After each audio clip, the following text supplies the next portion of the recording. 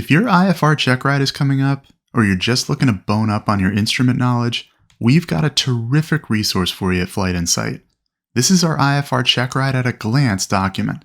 It's a 15-page PDF that you can get delivered to your inbox by following the link here or in the description or comments. It's also now an official part of our full Instrument Online Ground School, so students of that course have access to it through the course page. The way it's set up is designed to mirror the flow of the instrument oral or ground portion of the check ride. Let's go through a little bit of the content, and I encourage you to grab a copy and use it for your own studying. Now, when I run students through a mock IFR check ride, I like to approach it as if we're examining a real instrument flight, so we'll progress in chronological order from beginning to end. That's how this document is set up. The first step in any instrument flight is determining if a flight is legal to begin with, and that's what page 1 is all about. The question, is this a legal IFR flight, is a basic one, but it opens up a world of other questions which will test your knowledge of regs and other subjects. Let's also address a huge caveat on that asterisk, which is that what keeps you legal doesn't always keep you safe. It's important to be current for your flight for legal reasons, but it's also vital to remain proficient for the sake of safety.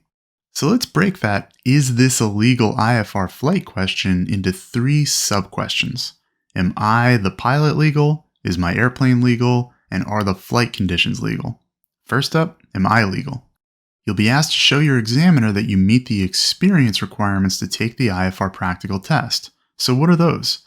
They're found in Part 6165 of the FAR. Each one of our regulations cited will have a reference that you can use to go back and tag in either the FAR or other resource. We need 50 hours of cross-country PIC time, 10 of which are in airplanes. This can include the solo cross-country time you built getting your private pilot. You also need 40 hours of actual or simulated instrument time.